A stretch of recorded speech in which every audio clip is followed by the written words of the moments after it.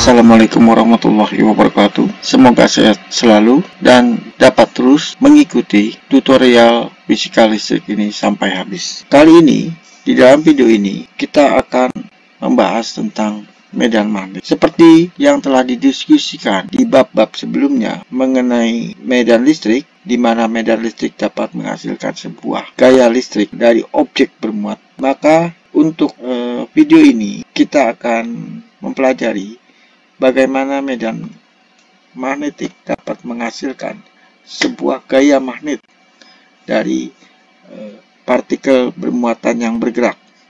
Seperti kita ketahui bahwa aplikasi penerapan medan magnet dan gaya magnetik itu hampir tidak terhitung lagi. Dan perubahannya sangat cepat setiap tahunnya. Sebagai contoh, di dalam dunia musik, industri entertainment, hiburan, di mana kebergantungan pada alat rekam magnetik pada musik, gambar dari audio tape dan video tape sangat banyak dipergunakan. Walaupun digital teknologi telah banyak menggantikan rekaman-rekaman magnetik, tapi banyak industri-industri yang masih banyak bergantung kepada magnet yang mengontrol player CD dan DVD dan komputer hard drive ya. Magnet juga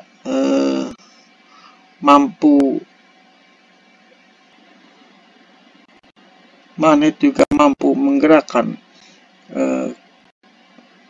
bagian-bagian magnetik yang ada di speaker, di dalam headphone, TV, komputer, dan telepon, dan lain-lain. Mobil-mobil modern saat ini juga banyak dilengkapi dengan peralatan-peralatan yang mengandung magnet. Magnet banyak diperlukan di dalam kontrol sunroof, pengatur wiper, sistem alarm, keamanan, bel pintu, dan sebagainya. Ilmu medan magnetik adalah fisika. Penerapan medan magnet adalah keteknikan. Baik pengetahuan dan penerapannya ini sama-sama menanyakan tentang apa yang dihasilkan dari medan magnet. Video ini membicarakan tentang medan magnet bab 28 volume 2 di dalam Resnick Halliday. Tepatnya ada di posisi ini.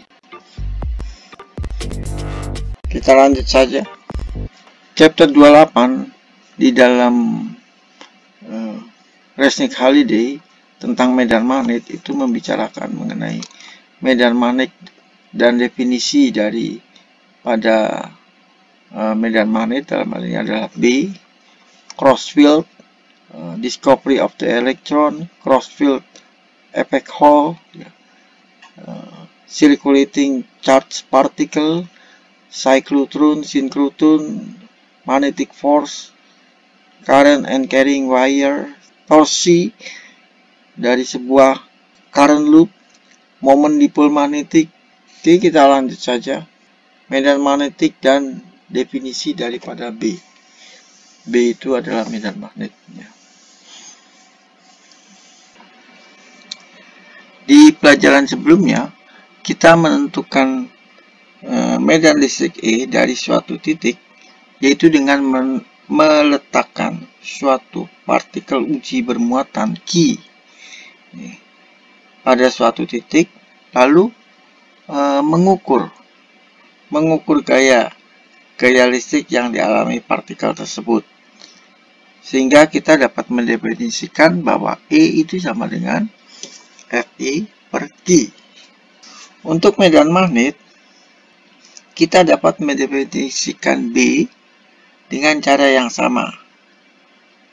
Karena di sini partikel tidak kita dapatkan, maka kita harus mendefinisikan B ini di dalam cara yang lainnya, yaitu dengan cara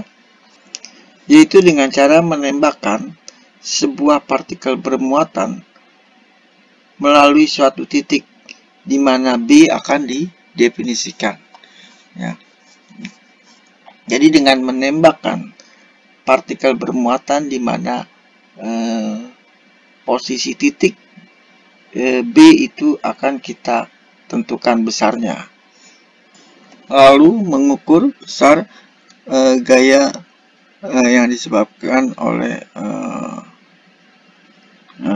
medan magnet, ya, katakan itu adalah Fb, sehingga kita dapat mendefinisikan B itu sama dengan Fb per Kp. Seperti gambar di sini, ya, dengan cara menembakkan suatu partikel bermuatan yang arahnya adalah ke sini, ke bawah, medan magnet ini arahnya keluar, ya, keluar daripada permukaan bidang ini, ya.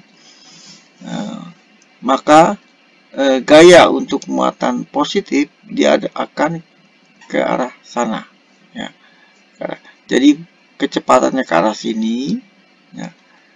B-nya keluar permukaan. Untuk muatan positif gayanya itu ke arah sana. Jadi kita bisa gambarkan, ya, kira-kira bisa digambarkan pergerakan ini, ya. Pergerakan partikel bermuatan yang ditembakkan ini arahnya kecepatannya adalah ke arah sini, seperti yang tergambar. B ini adalah tegak lurus keluar permukaan bidang, dan gaya yang dialami oleh muatan positif itu adalah kemari, ya, ke arah ini. Kalau dia muatan negatif, maka dia arahnya akan ke sini. Dari sini kita bisa nyatakan B itu adalah suatu besaran vektor, ya. Begitu juga dengan gaya, dan F di sini kita bisa nyatakan dengan Q P cross B, ya. Jadi merupakan perkalian silang, dan hubungannya adalah sin theta, di mana theta ini adalah sudut antara P dan B. Kalau dia tegak lurus, ya, sin 90 berarti dia 1, ya. Nah, ini adalah kaidah tangan kanan yang memudahkan kita untuk menentukan arah, ya.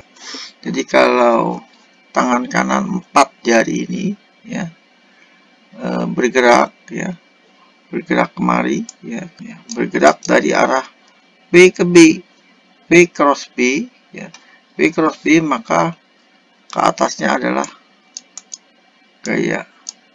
Nah, ke sana P, B berarti ke atas ini adalah gaya atau F, ya. P cross B, ini, ya, ini, ya, jadi tangan ini bergerak kemari seperti ini mengarah ke B, dan jempol ini, ya, jari jempol ini menunjukkan gaya. Kalau ini muatannya adalah positif, kalau muatannya negatif maka dia akan ke arah bawah. Lanjut, di dalam satuan SI, B itu adalah Newton per kolom meter per detik, ya. Berdasarkan kesepakatan ini dinamakan dengan Tesla. Jadi 1 Tesla itu sama saja 1 Newton kolom meter per detik, ya. Jadi kalau meternya ini kemari, ya, ini sama saja Newton kolom per sekon meter, sedangkan kolom sekon itu adalah ampere. Jadi sama saja 1 Newton per ampere meter, ya. Dimana pada awalnya SI untuk medan magnet itu kita masih menggunakan istilah Gauss, ya. Jadi kalau konversi 1 Tesla itu sama saja 10.000 Gauss. Ini ada checkpoint, ya. Di sini gambar menunjukkan adanya 3 posisi di mana kita akan menentukan besar daripada gaya, ya, untuk muatannya yang positif, ya. Jadi kalau B-nya ke bawah, B-nya ke arah X negatif, maka P cross B, ya, sini, ya, itu arah gayanya adalah searah dengan Z. Searah dengan Z. Ini adalah gaya untuk muatan positif. Nah, ini kalau muatannya negatif, B cross B, ya. B cross B kalau muatannya positif dia ke sana. Karena ini muatan negatif, maka di sini gayanya akan ke arah sana. Sedangkan ini B ke arah bawah, B ke arah atas membentuk sudut 180 derajat. Sin 180 adalah 0. Ya, maka gayanya adalah 0. Gaya yang dialami muatan negatif ini adalah 0. Ya, lanjut.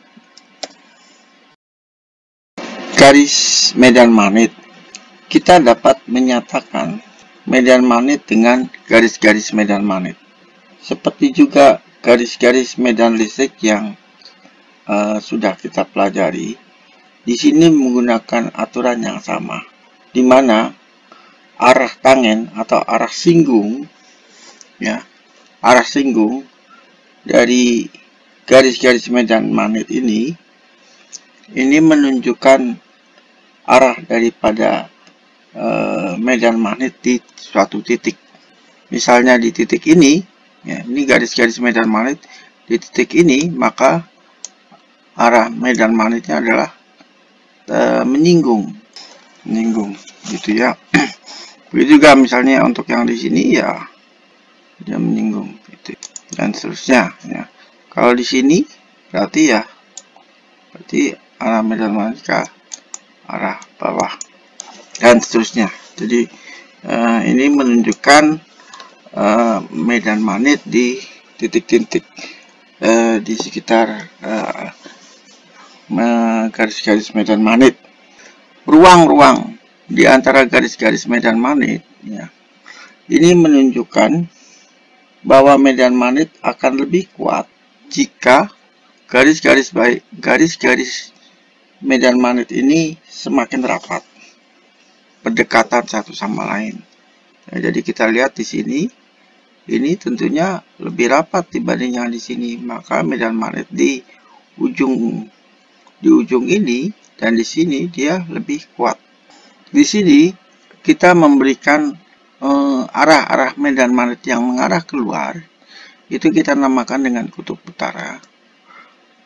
Dan arah medan magnet yang masuk ke dalam itu kutubnya kita namakan dengan kutub selatan.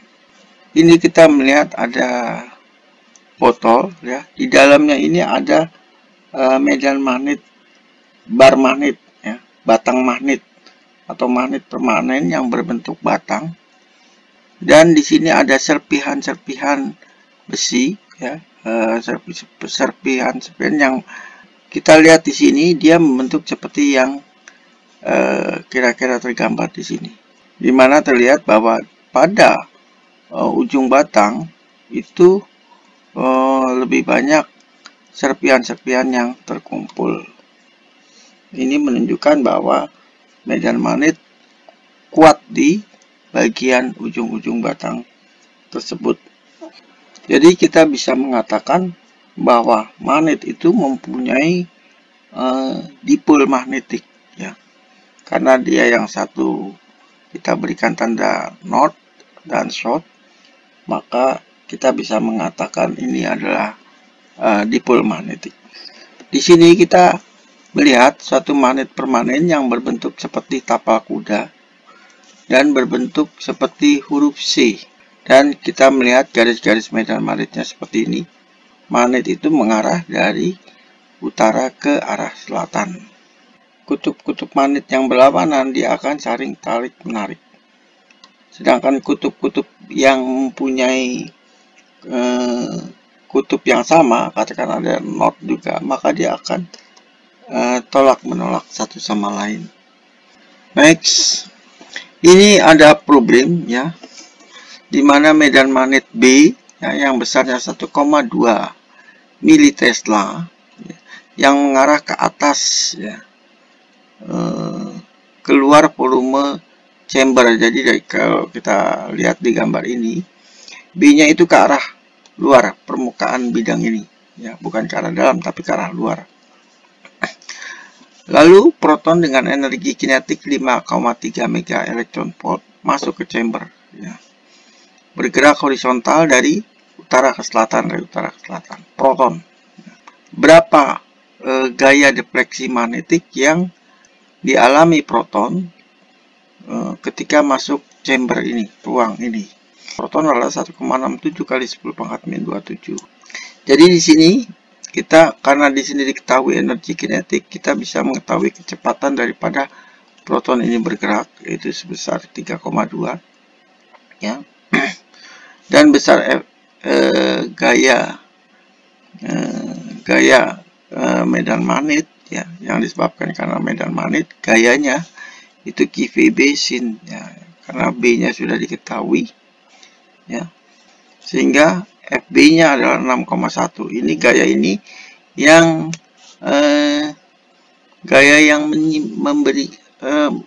menjadikan proton ini menyimpang, yang harusnya lurus dia akan bergerak ke kiri, ke kanan, ya, berbentuk seperti kurva seperti ini.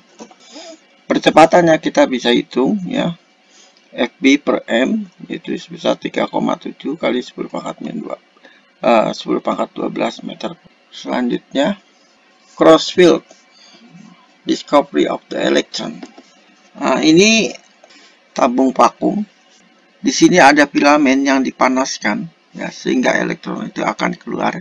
Karena diberikan beda potensial, maka elektron itu akan keluar bergerak ke sana, ya. Elektron beda potensialnya ini, ya. Maka filamen yang dipanaskan ini dia akan mengeluarkan elektron dan bergerak karena ada V, ya. Ada beda potensial antara sisi yang ini dengan sisi yang ini. Bergerak ke sana, dia akan memasuki suatu ruangan di mana di sana terhadap medan magnet dan medan listrik, ya. Jadi di sini medan listriknya adalah bergerak ke bawah. Karena dia ini yang bergerak elektron, maka dia akan bergerak ke atas karena elektron bergerak ke bawah. Ya, I-nya bergerak ke bawah, maka I-nya akan terdefleksi ke atas. Nah, di sini ada B, ya. B yang arahnya ke dalam. Karena P ke sana, B ke dalam, maka P cross B untuk muatan positif itu arahnya ke atas. Karena ini negatif, maka gaya karena medan magnet, gaya yang disebabkan karena adanya medan magnet itu adalah ke bawah. Sedangkan gaya yang disebabkan oleh medan listrik, ya, itu gayanya ke atas, elektronnya ke bawah.